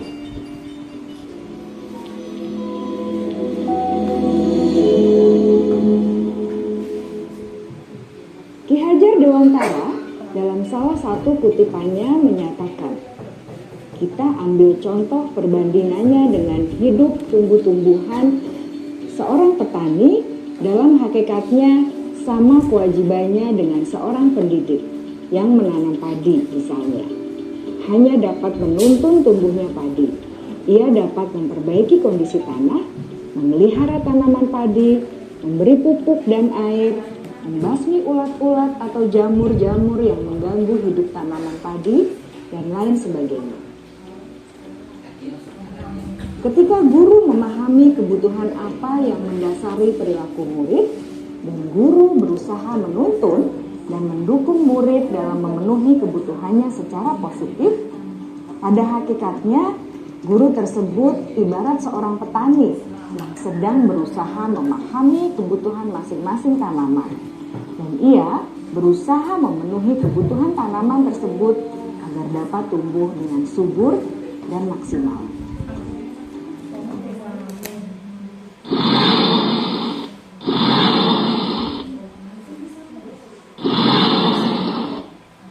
Jadi Bapak Ibu, tadi kita telah memahami bahwa seorang murid ini melakukan sebuah menurut kita kesalahan, ya kan?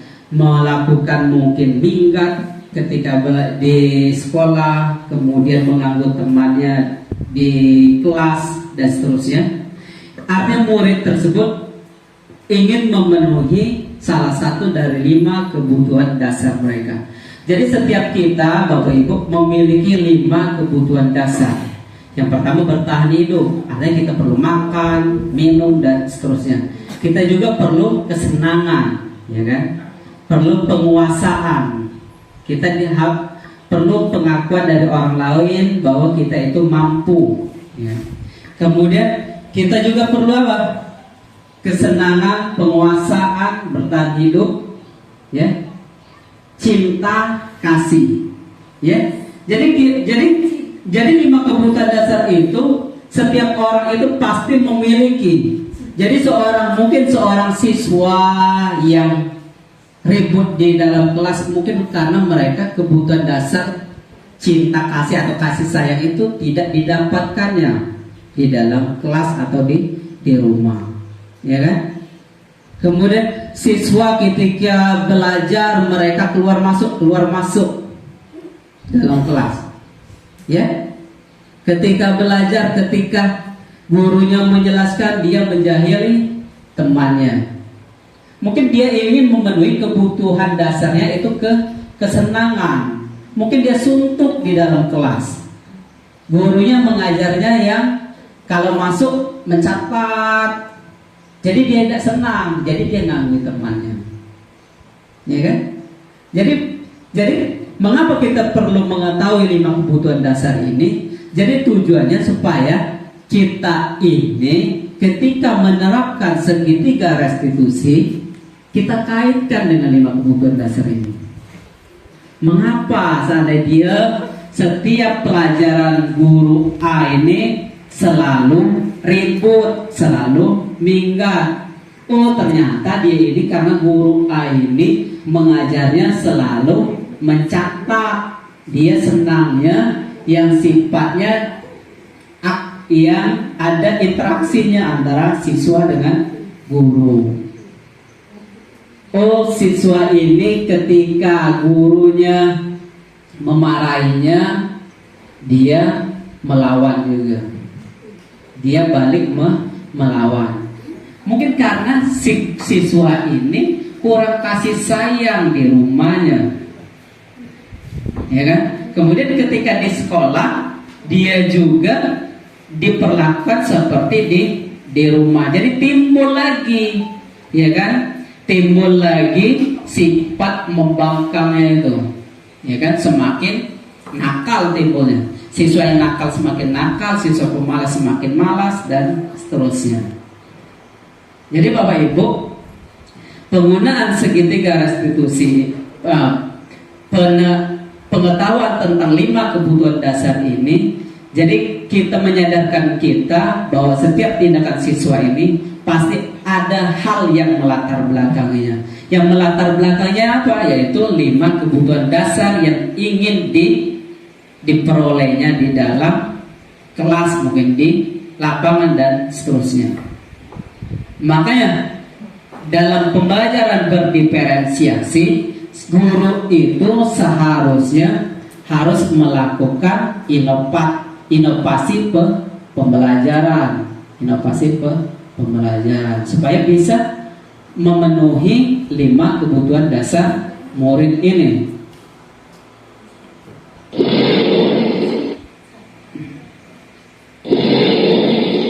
Nah, Bapak Ibu, jadi ketika kita berhadapan dengan siswa, dengan murid, kita ada 5 posisi kontrol yang kita lakukan terhadap murid. Kadang kita sebagai penghukum, kadang pembuat rasa bersalah, teman, pemantau, manajer, dan seterusnya. Nah, ketika kita menerapkan segitiga restitusi, kita itu memposisikan diri kita sebagai manajer. Jadi kita ini sebagai teman bukan teman, sebagai kolaboratif mereka untuk mencapai tujuan terbaik siswa tersebut. Bukan sebagai penghukum. Kalau penghukum tadi artinya siswanya benci dengan kita. Kalau pembuat rasa bersalah, timbulnya siswa itu merasa selalu disalahkan, selalu aku ini ternyata ada bacanya, aku ini memang pemalas dan seterusnya. Kalau sebagai teman, timbulnya apa timbulnya? Ketika kita kalau kita memposisikan sebagai teman, timbulnya tidak ada penghargaan ke kita sebagai guru. Nah, sebenarnya posisi yang bagus itu pemantau atau manajer. Tapi yang paling baik itu manajer. Karena pemantau ini tadi kita selalu ada memonitoring terus dengan siswa, ya kan? Tapi kalau manajer ini kita sebagai melakukan kolaboratif, ya kan? Artinya melakukan hubungan baik dengan siswa. Kemudian kita menunjukkan arah hal-hal yang terbaik yang dapat mereka lakukan. Jadi untuk melakukan budaya positif di sekolah, kita tuh berusaha memposisikan diri sebagai manajer. Ini efeknya ya. Efek kalau kita memposisikan sebagai penghukum, pembuat merasa bersalah, teman, pemantau, dan manajer. Situ. Nah, ini yang paling penting dilakukan. Segitiga restitusi. Jadi dari tadi saya menyampaikan tentang budaya positif kaitannya dengan segitiga restitusi. Di sinilah intinya supaya kita itu bisa melakukan budaya positif tadi.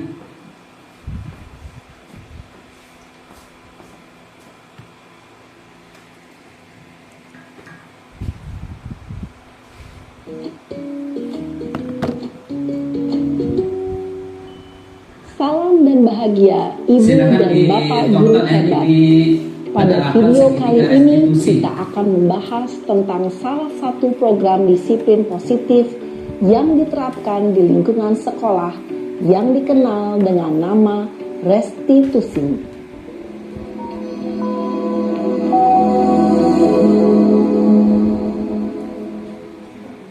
Restitusi dikembangkan oleh pakar pendidikan Diane Gosson, berlandaskan pada teori kontrol Dr. William Glasser.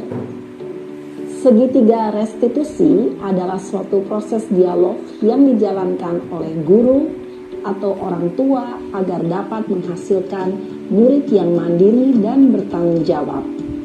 Pada saat guru di posisi manajer, aspek yang dikembangkan pada murid adalah motivasi intrinsik, sehingga penanaman nilai-nilai kebajikan dapat tumbuh dan berkembang menjadi suatu kebiasaan positif yang akhirnya membentuk karakter murid. Proses dialog ini terdiri dari 3 langkah yang digambarkan pada ketiga sisi pada segitiga restitusi. Sisi pertama adalah menstabilkan identitas. Sisi yang kedua adalah validasi tindakan yang salah. Dan sisi yang ketiga adalah menanyakan keyakinan. Ibu dan Bapak guru, berikut ini akan ditunjukkan bagaimana seorang guru berada dalam posisi manajer menggunakan penerapan segitiga restitusi.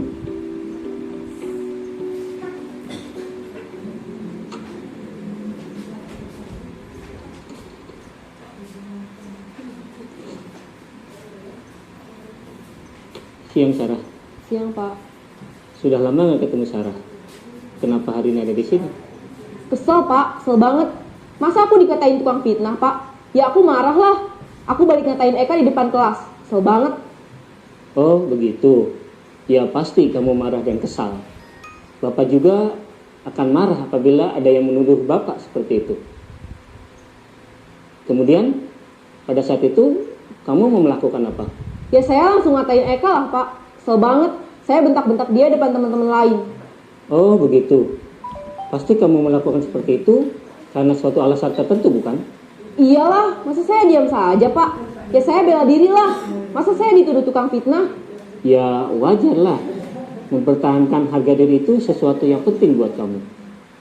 Untung kamu tidak bertindak lebih gegabah lagi. Hanya membentak-bentak. Iya Pak. Untung saya masih bersabar dan hanya membentak saja. Sudah gemes padahal. Saya pasti bela diri lah. Ya, pasti ya. Tapi kamu memilih untuk tetap bertahan dan bersabar. Kamu memilih untuk tidak berbuat lebih parah lagi, bukan? Iya. Nah, sekarang coba kita lihat lagi. Tindakan kamu yang bentak-bentak Eka di kelas. Tindakan kamu itu kira-kira sesuai dengan keyakinan kelas atau prinsip kamu tidak? Enggak lah Pak. Capek Pak jadi pemarah. Jadi keyakinan atau prinsip mana yang kurang sesuai dengan keinginan kamu? Ya, saya sebenarnya sangat menghargai orang lain. Mungkin saat itu saya menjadi emosi, jadi tidak menunjukkan sikap itu. Kamu meyakini tidak? Menghargai orang lain itu penting buat kamu. Yakinlah Pak. Iya, setuju. Kita harus saling menghargai.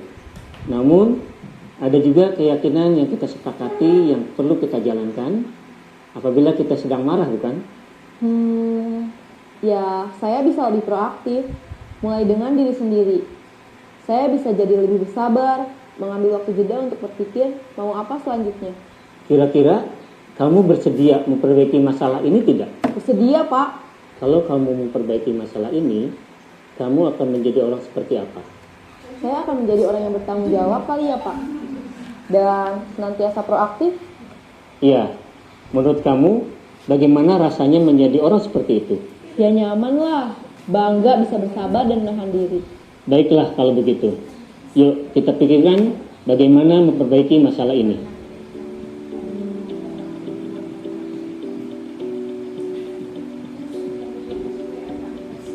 Ibu dan Bapak guru hebat. Baru saja kita menyaksikan contoh bagaimana seorang guru berada dalam posisi manajer menggunakan penerapan segitiga restitusi. Mari kita bahas satu persatu. Pada sisi pertama, menstabilkan identitas berdasarkan pada prinsip bahwa membuat kesalahan adalah bagian dari proses pembelajaran.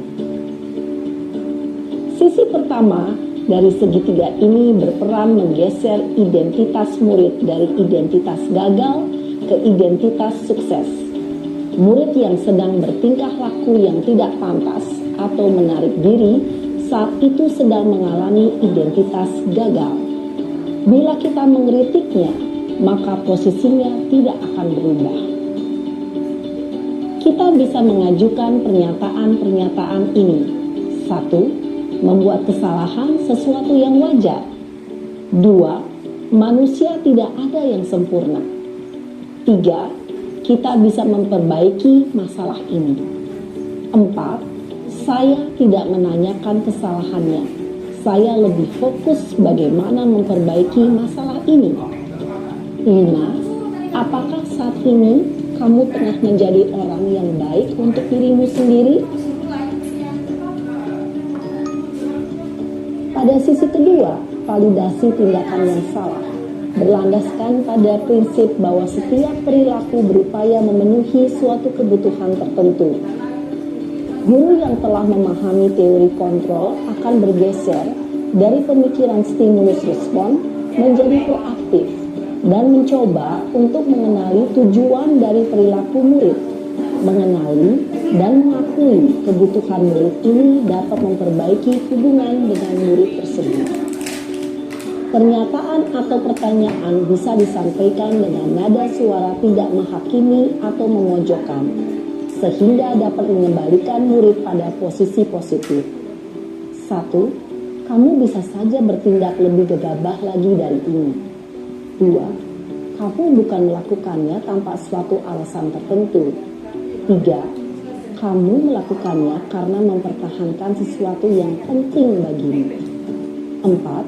Mungkin kamu bisa mempelajari suatu perilaku baru yang lebih efektif. Bersediakah kamu mempelajarinya? Selanjutnya, kita akan simak sisi terakhir, yaitu menanyakan keyakinan. Teori kontrol menyatakan bahwa pada dasarnya kita termotivasi secara intrinsik.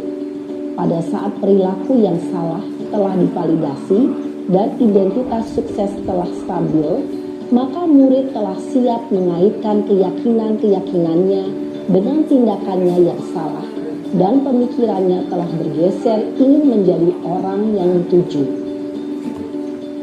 Pertanyaan-pertanyaan ini dapat mengaitkan keyakinan-keyakinan yang dianut murid. 1. Sebagai keluarga atau kelas, apa yang kita yakini? 2. Nilai-nilai apa yang telah kita sepakati? 3. Seperti apa gambaran sebuah kelas yang ideal bagi kami? 4. Rizka, minum lagi.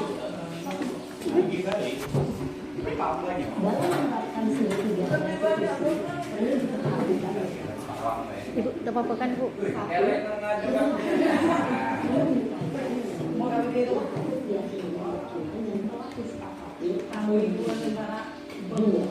Kesediaan orang yang melakukan usaha untuk memperbaiki masalah. 3. Pemecahan masalah sebisa mungkin relevan atau memiliki hubungan dengan masalah yang ada. 4. Usaha perlu adanya suatu usaha perbaikan dari pihak swasta. 5. Waktu perlu mendedikasikan waktu dari pihak yang berbuat.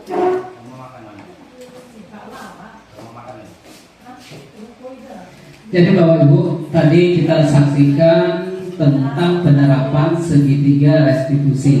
Jadi ketika kita menerapkan segitiga restitusi, ada hal-hal yang kita lakukan, yaitu pertama, kita perilaku yang salah perlu dikaitkan dengan nilai-nilai atau keyakinan yang telah disepakati atau dituju. Jadi di sini ketika kita menerapkan segitiga restitusi, kita mengaitkan yang perbuatan perilaku salahnya itu dengan nilai-nilai kebaikan atau nilai-nilai yang diyakini baik oleh siswa. Jadi kita menyadarkan dulu ke siswa bahwa perbuatannya salah, tidak sesuai dengan nilai kebaikan.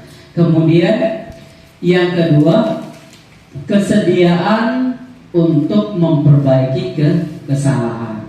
Jadi penerapan segitiga restitusi itu kita meminta siswa dengan sebuah pertanyaan supaya mereka itu bersedia untuk memperbaiki kesalahannya. Ya. Kemudian pemecahan masalah sebisa mungkin relevan atau memiliki hubungan dengan masalah yang ada. Jadi ada kaitannya masalahnya dengan penyelesaiannya. Kemudian ada usaha perbaikan, kemudian ada waktu kapan untuk melakukan perbaikannya.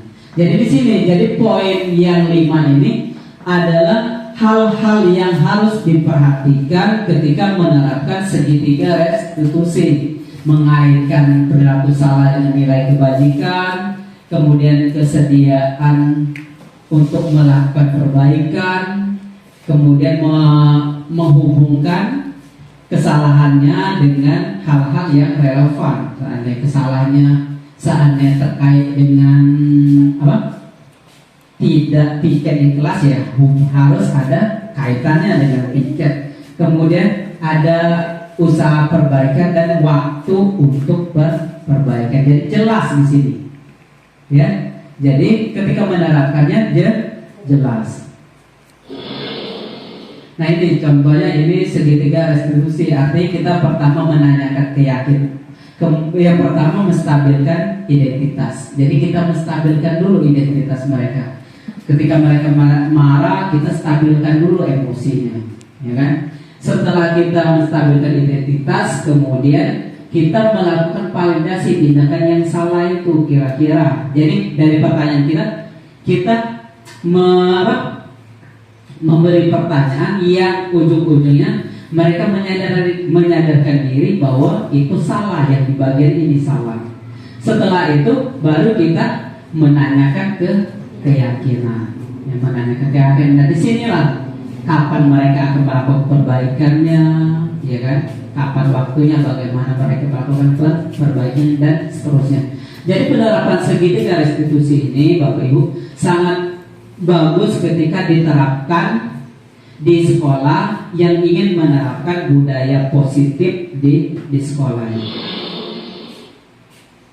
Nah, mungkin itu yang dapat disampaikan terkait dengan penerapan budaya positif di sekolah. Ini refleksi terakhir. Silakan yang mau melakukan refleksi sebelum kita tutup acara ini. Dari materi yang kita pelajari, hal apa yang telah didapatkan, kemudian bagaimana perasaannya setelah mendengarkan materi, kemudian apa tindak lanjut Bapak Ibu terhadap materi yang disampaikan. Silakan yang mau melakukan refleksi. Ya, Ibu Kiki silakan. Assalamualaikum warahmatullahi wabarakatuh. Waalaikumsalam warahmatullahi wabarakatuh. Ya, boleh. Dimulai dari yang poin yang pertama, informasi apa yang didapatkan setelah mengikuti diseminasi budaya positif ini? Alhamdulillahirobbilalamin, jujur saya banyak mendapatkan informasi yang sangat bermanfaat untuk hari ini. Yang pertama, informasi apa yang didapatkan setelah mengikuti diseminasi budaya positif ini tadi, saya bisa memperbaiki apa yang telah saya terapkan selama di SMP ini, baik dari peraturan kelas yang disebutkan oleh Pak Hoy, lebih ke keyakinan kelas, ya.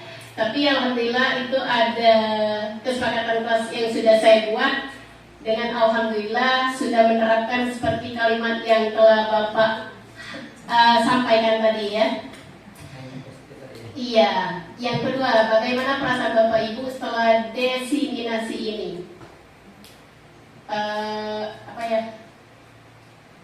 Maksud perasaannya itu gimana, Pak? Rasanya apa? Ya, senang. Iya, alhamdulillah saya senang. Kebenaran tadi saya mengikuti dari awal sampai akhir, sampai saya foto dari Pak, ya. Untuk PR kedepannya supaya lebih baik lagi. Untuk yang ketiga, pembelajaran apa yang didapati setelah mengikuti diseminasi ini?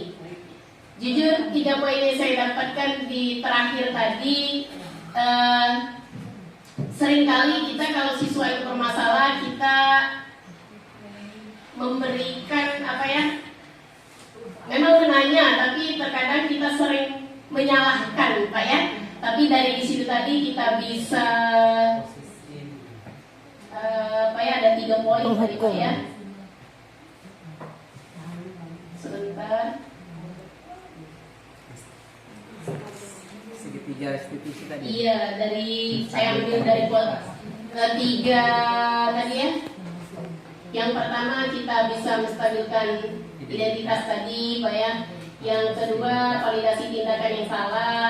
Yang ketiga, menanyakan keyakinan. Jadi kita itu tidak langsung menyalahkan siswa, tapi kita bisa melakukan dengan pendekatan-pendekatan berupa pertanyaan, mereka melakukan kesalahan, kemudian alasan dia melakukan kesalahan, kemudian terakhir kita bisa memberi ada penyelesaian, ya, dari yang telah dia lakukan supaya dia bisa lebih baik lagi dan bisa memperbaiki dirinya, seperti itu.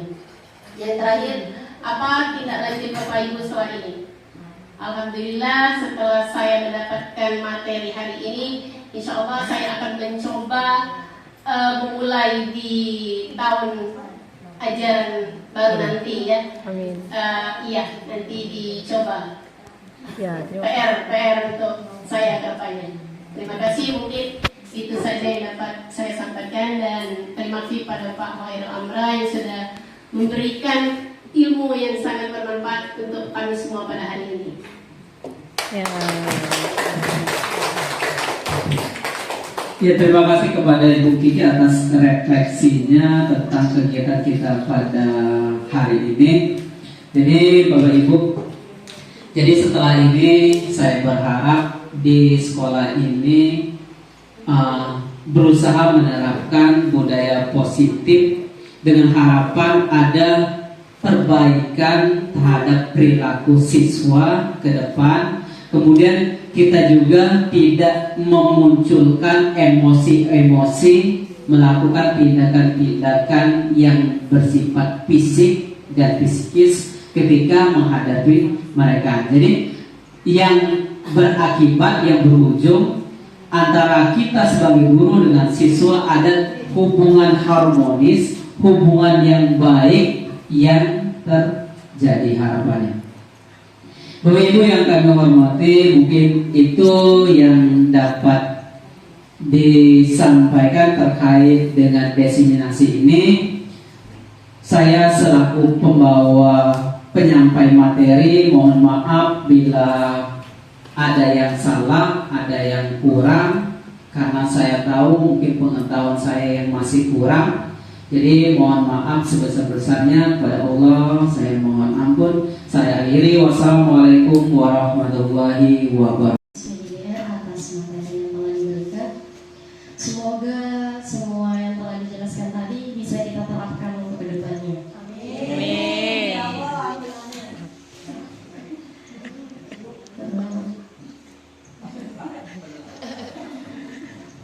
Baiklah, kita masuk ke acara selanjutnya, itu penutup. Sebelum saya tutup, bila ada kata-kata yang salah selama saya membawakan acara ini, saya minta maaf kepada Allah, saya mohon ampun.